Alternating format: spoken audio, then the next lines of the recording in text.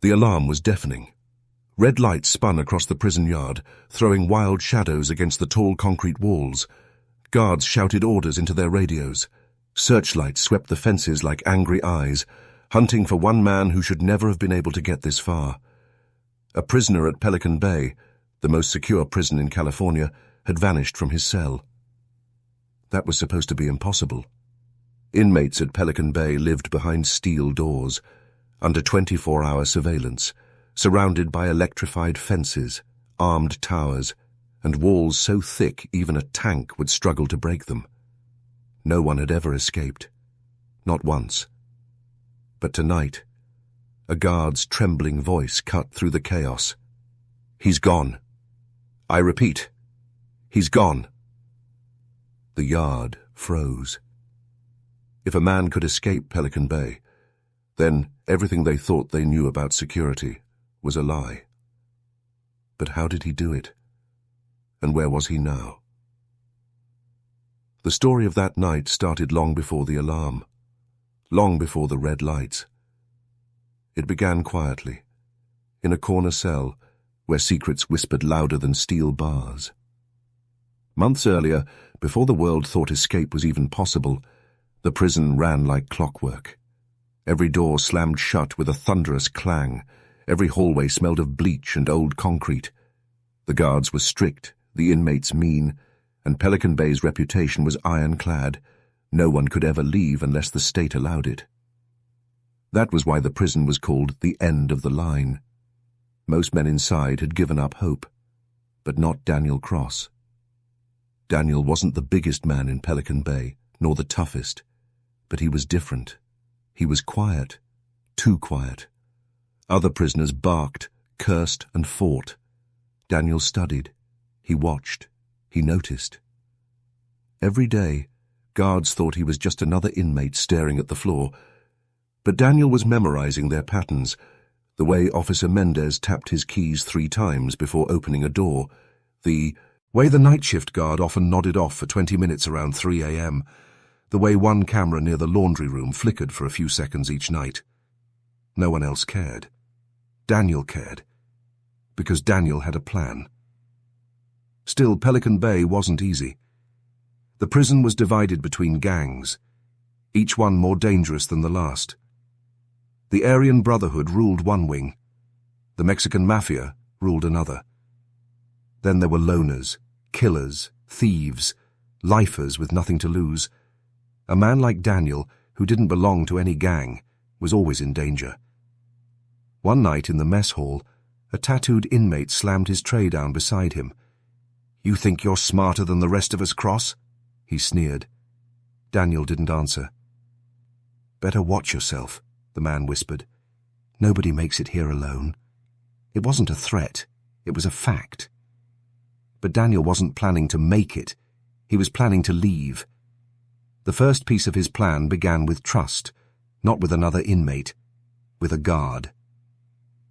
Officer Ray Hawkins was new, young, nervous, the kind of man the veteran guards mocked in the break room. He tried to act tough, but his eyes gave him away. He was scared of the inmates, scared of the job. Daniel saw that fear and knew how to use it.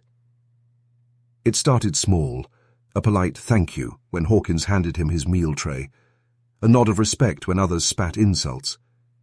Over weeks, Hawkins started seeing Daniel differently from the rest. "You're not like the others, are you?" Hawkins once said through the bars. Daniel gave a thin smile. Not everyone in here belongs in here. The seed was planted, but winning Hawkins over was just step 1. Step 2 was riskier, finding out how the prison really worked. The official rules were written in books. But Daniel wanted the unwritten rules, the blind spots, the shortcuts, the moments when even Pelican Bay let down its guard. He listened to gossip in the laundry. He paid attention when prisoners returned from the yard. He learned which guards traded cigarettes for information, which ones could be bribed, and which ones would never ever bend. Piece by piece, a map formed in his head. But every map had dangers. One danger wore tattoos on his face. His name was Carter, and he ran the tier Daniel lived on. Carter didn't like secrets. He didn't like quiet men watching too closely, and Carter had noticed Daniel. One afternoon, as the prisoners shuffled back from the yard, Carter cornered Daniel near the showers. "You think I don't see you?" Carter growled. His men blocked the exits. "You're up to something. And if I find out what, you'll wish you never breathed." Daniel's heart raced. He couldn't fight Carter. Couldn't win. He had only one weapon: his words. "You're right," Daniel said calmly. "I am up to something.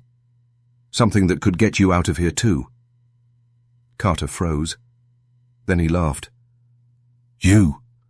Out of Pelican Bay? Don't insult me." "Think about it," Daniel pressed. "The guards say no one can escape. That means anyone who tries is a fool. But what if someone actually had a way? Wouldn't you want in?" For the first time, Carter's cruel smile faded. His eyes narrowed. "You're bluffing." "Maybe I am," Daniel said, stepping past him. "But maybe I'm not." Carter let him go. For now. Nights were the hardest. The cells were silent except for distant footsteps and the hum of fluorescent lights. Daniel would lie awake, staring at the ceiling, rehearsing every step of his plan. He knew one mistake could mean death. Not just from guards, but from other inmates who'd kill for a chance at freedom. Still, the thought burned in his chest. Escape. Then came the test. One stormy night, lightning cracked above Pelican Bay. The power flickered. Cameras went dark for less than a minute. It was chaos. Guards scrambling, prisoners shouting. Daniel watched closely. He saw how long it took the backup generator to kick in. He saw which doors stayed locked and which didn't. He saw Officer Hawkins panic, fumbling his radio. To most, it was just a storm. To Daniel, it was proof. Proof that Pelican Bay wasn't perfect. And if it wasn't perfect, it could be beaten. Days turned to weeks. Weeks to months. Daniel's plan grew sharper, clearer. But danger grew too. Carter still watched him. Other gangs whispered about the quiet guy with a secret. Even Officer Hawkins was beginning to look nervous, like he suspected Daniel was using him.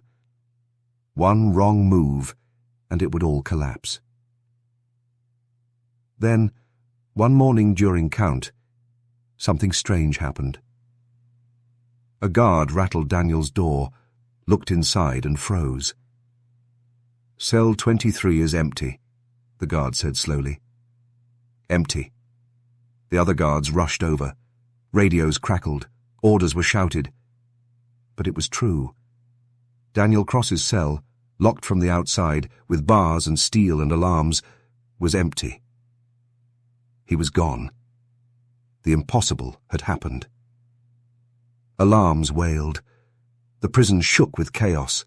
Guards swarmed the yard. Searchlights swept the walls. Helicopters thundered overhead. Inmates pressed their faces to the bars, shouting in disbelief. Daniel Cross had escaped Pelican Bay. But had he really? Or was something else at play? Something darker. Something the prison didn't want the world to know. As the search began, one question echoed through every hallway, every tower, every mind inside Pelican Bay. If escape was impossible, then how did he do it? And more importantly, where was he now? The wail of the siren still echoed long after the first alarm. Guards stormed through the prison like soldiers at war. Spotlights from the towers cut through the fog, slicing the darkness into white beams. Dogs barked, their teeth flashing as handlers yanked them toward the outer fences. Every inmate knew what it meant. Lockdown. Doors slammed. Bolts clanged. Steel shutters rolled down over windows. The world of Pelican Bay shrank into silence, broken only by the sound of boots stomping across the tiers. Daniel Cross was gone. The impossible had happened, and no one could explain it. Inside the control room, Warden Pierce stood stiffly with his arms crossed, staring at the blinking monitors. His jaw was tight, his eyes colder than the concrete walls outside. He had run Pelican Bay for 15 years, and in all that time, nothing like this had ever occurred. "Tell me how," he demanded. His officers looked at one another. No one spoke. "His door was locked," Officer Ramirez finally stammered. "We checked it ourselves. No signs of force, no tampering." "No one saw him leave?" the warden pressed. Silence.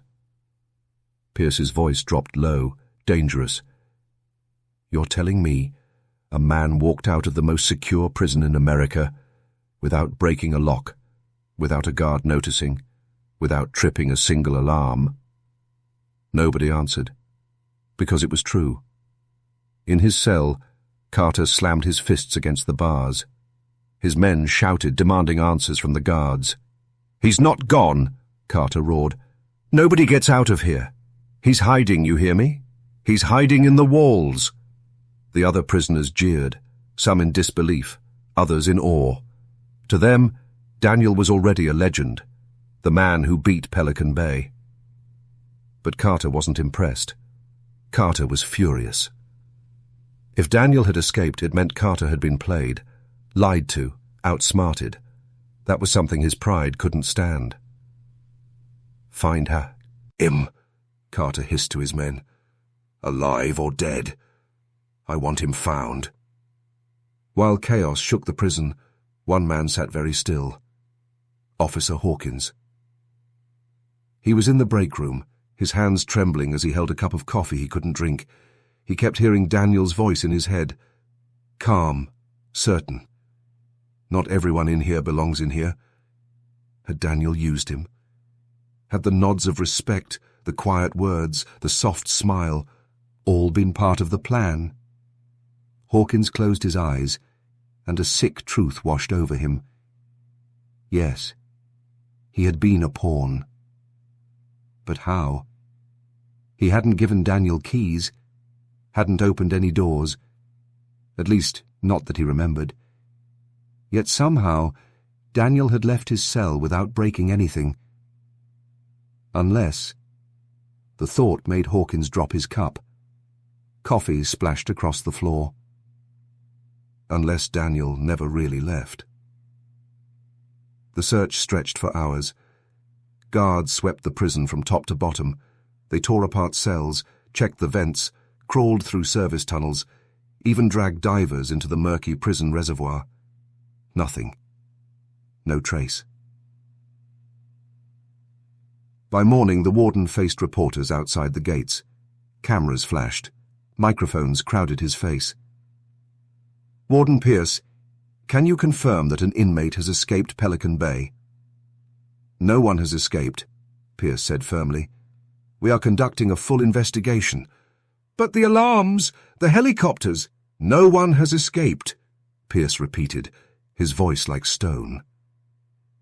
The reporters pressed harder, but Pierce didn't budge. The truth was too dangerous. If the world knew a man had walked out of Pelican Bay, faith in the prison system would crumble.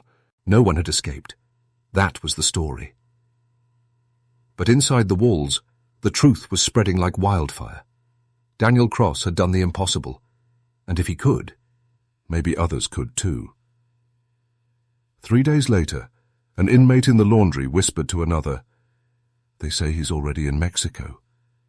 A week later, a guard told his wife, "Word is, he tunneled under the yard, like in the movies." 2 weeks later, Carter's men swore they heard footsteps in the vents above their cells at night. Rumors became myths. Myths became fear. And fear was poison inside Pelican Bay.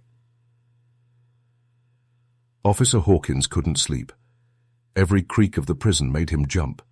Every shadow looked like Daniel standing there, smiling his thin smile. Finally, unable to stand it, Hawkins returned to Daniel's old cell. He ran his flashlight across the walls, the floor, the ceiling. At first, nothing, just cold concrete and steel. Then in the far corner, he saw it. Faint scratches, carved so small they looked like cracks. Hawkins knelt down and brushed his fingers across them. Letters. A message. "You were right. Not everyone in here belongs in here." Hawkins's stomach dropped. He staggered back, his flashlight clattering to the floor. Daniel hadn't just escaped. He had left a note. For him. Weeks later, the prison returned to its rhythm. Doors slammed. Meals clanged onto trays. Guards barked orders. Life in Pelican Bay went on. But something had changed. The inmates whispered more than before. The guards checked their locks twice, sometimes 3 times. The warden held more meetings behind closed doors. Pelican Bay had a crack in its armor now, invisible, but real. And then came the final shock. One foggy morning, as the guards lined up inmates for count, a voice echoed from the back of the tier. "Morning, gentlemen." The guards froze. The inmates went silent. There, leaning casually against the bars of an empty cell, was Daniel Cross. Smiling, as if he had never left at all. The prison erupted. Guards swarmed, inmates screamed, alarms wailed. But Daniel didn't resist. He simply raised his hands and chuckled. "You wanted me back," he said softly. "Now I'm back." Warden Pierce rushed down himself, shoving through his men until he stood face to face with Daniel. "Where were you?" the warden demanded. Daniel's smile didn't fade. "Everywhere, and nowhere." The warden's eyes narrowed. "How did you get out?" Daniel leaned closer, whispering just loud enough for the nearest guard to hear. "Maybe I never did." Then he laughed. A deep, chilling laugh that echoed through every corridor of Pelican Bay. No report was ever filed about Daniel Cross's disappearance. No mention of an escape reached the outside world. To the public, Pelican Bay remained unbreakable. But inside, everyone knew the truth. Daniel Cross had done the impossible. Whether by trick, by secret passage, or by something stranger, he had shown that the walls of Pelican Bay were not as strong as they seemed. And the scariest part was not that he escaped. It was that he came back, and no one knew why. The end.